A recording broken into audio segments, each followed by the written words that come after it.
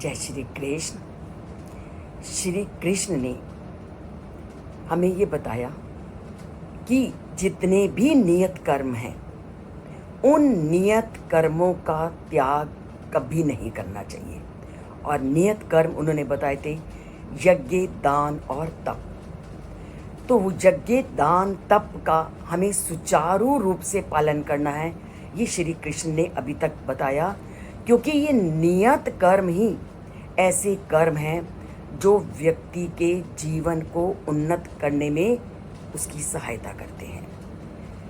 पर बहुत सारे लोग जो जीवन के नियत कर्म हैं उनसे भी मुख मोड़ लेते हैं, उन नियत कर्मों को भी नहीं करते। वो क्यों नहीं करते? उसको वो श्री कृष्ण कहते हैं दुखम इत्ते एव यत कर्म काया कलेश भयात् त्यजेत सा कृत्वा राजसम त्यागम ना एव त्याग फलम लभेत। अब आपने संसार में देखा होगा कि बहुत सारे लोग जैसे ही कर्म में कष्ट देखते हैं, कर्म करते समय दुख का अनुभव करते हैं, तो वो उन नियत कर्मों को करते ही नहीं। नियत कर्म कौन कौन से? यज्ञ, दान और तप। यज्ञ करना भी कोई आसान नहीं और दान देना भी कोई आसान नहीं और तप तो है ही मुश्किल। तो इन कर्मों को व्यक्ति आरंभ भी करता है और जीवन में उत्थान भी करना चाहता है, परंतु जैसे ही इन कर्मों को करना आरंभ करता है तो दुख आते ही वो इन कर्मों से अपना नाता तोड़ लेता है। बड़े उससे कुछ लोग शुरू में व्रत का अनुष्ठान करते हैं, व्रत का पालन करते हैं, और बहुत सारे लोगों को मैंने देखा भी है और जाना भी है कि एक दिन व्रत रखते हैं, दूसरे दिन उसको नहीं करते। जैसे अब नवरात्रे आएंगे, 8 दिन व्रत का उसने निर्णय किया, परंतु जैसे ही उसने 1-2 व्रत किए तो कहता है नहीं, ये तो मेरे लिए बड़ा मुश्किल है, उस व्रत को छोड़ दिया। ऐसे ही बहुत सारे व्रत हमारे देश में ऐसे प्रचलित हैं कि पहले लोग उनको निर्जला तक रखते थे, पर धीरे धीरे कष्ट का अनुभव करते हुए उन्होंने अनेक चीज़ों का उसमें सेवन कर दिया। अब जो इस तरह के तप थे, जो ये हमारे नियत कर्म होते हैं कि पूरे समय के साथ सब काम करना, पूरे दृढ़ता के साथ नियमों को पालन करने में भी व्यक्ति को कष्ट का अनुभव होता है, व्यक्ति को दुख का अनुभव होता है। तो ऐसे ही लोगों के लिए श्री कृष्ण ने कहा कि नियत कर्मों को दुखम इत्ते एव यत कर्म, नियत कर्मों को कष्टप्रद और शरीर को कष्ट देने वाला समझकर किया गया जो काम है और उसको हमने त्याग दिया है तो वह रजोगुण कहलाता है।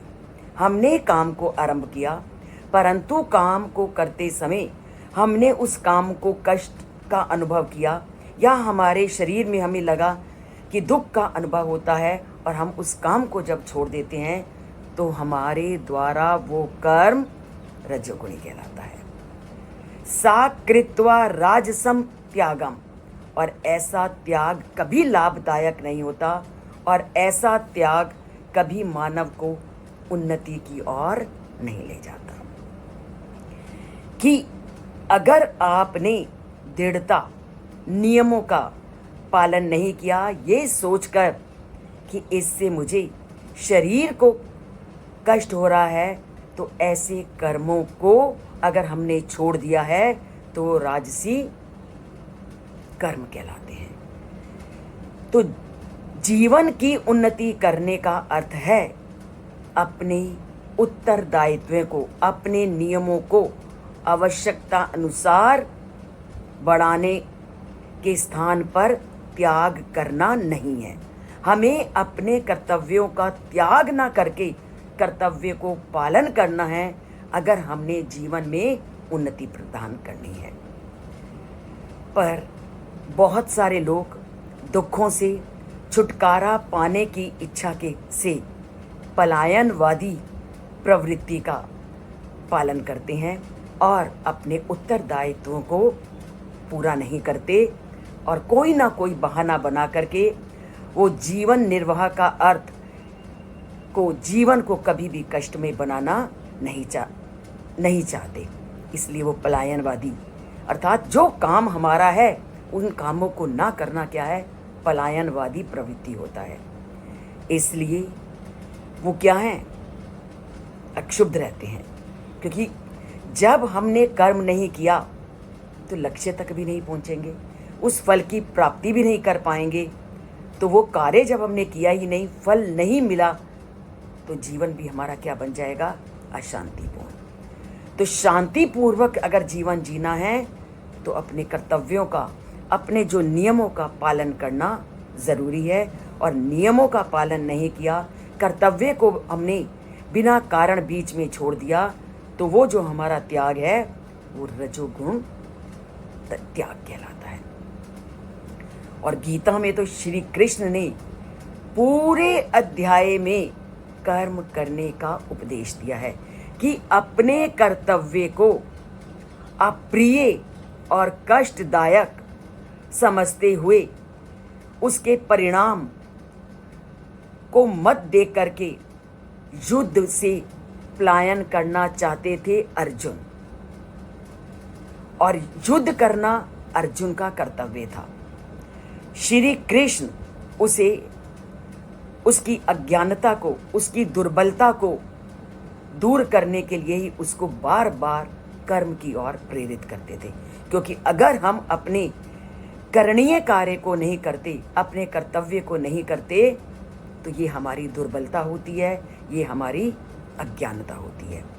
श्री कृष्ण अर्जुन के भीतर आंतरिक परिवर्तन को लाना चाहते हैं। वो श्री कृष्ण के ही अंदर ये आंतरिक परिवर्तन को नहीं लाना चाहते, वो अर्जुन के माध्यम से पूरी सृष्टि के मानव समाज के अंदर जब कष्ट की परिस्थिति आती है और उसे देख करके व्यक्ति किम कर्तव्य मूढ़ हो जाता है, उसे नहीं मालूम होता क्या करना है, क्या उचित, ऐसे व्यक्तियों को वो रास्ता दिखाते हैं अर्जुन के माध्यम से कि चाहे आपको अपने काम करते हुए कितने भी कष्ट, कितने भी दुख क्यों ना आए, आपने उस कर्म को नहीं छोड़ना, आपने अपने धर्म का पालन हर प्रकार से करना है।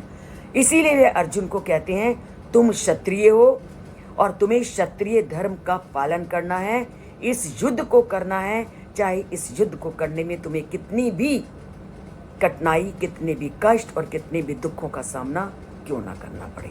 तो वह श्री कृष्ण की चेतना, श्री कृष्ण अर्जुन की चेतना को परिवर्तित करने के लिए ये कहते हैं कि कभी भी कष्टों के आने पर अपने कर्मों का त्याग मत करो। कष्टों की अग्नि में तप करके ही व्यक्ति का जीवन सोने जैसा बनता है। और तुमने अगर इस कार्य को करते हुए तुम्हें कष्ट आए, अगर तुम्हें दुख आए, उस दुख को नज़रअंदाज करते हुए अपने उद्देश्य को सामने रख करके तुमने युद्ध करना है। और यही व्यक्ति, सामान्य व्यक्ति को, जो इस संसार में मनुष्य देह धारण करके आता है, जीवन का नाम ही कष्ट है। और जैसे ही कष्ट आए वो कभी अपने कार्य को बीच में मत छोड़े, कष्टों को सहन करते करते वह अपने लक्ष्य की ओर आगे बढ़े।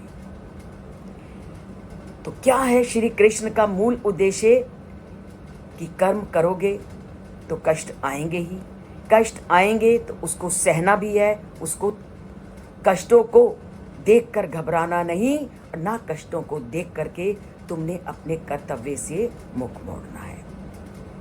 तो श्री कृष्ण की इस सीख को हम अपने जीवन में धारण करते हैं कि जब हम काम करेंगे, उस काम के अंदर चाहे हमारे कितने भी कष्ट हमारे रास्ते में आए, कितने भी दुख आए, कितनी भी मुसीबतें आए, हमने उन कष्टों को सहन करते हुए उस मार्ग का सेवन करना है जो जीवन को अच्छा बनाता है, जीवन को आध्यात्मिकता की ओर जोड़ता है और जीवन में ऊपर की ओर ले जाता है।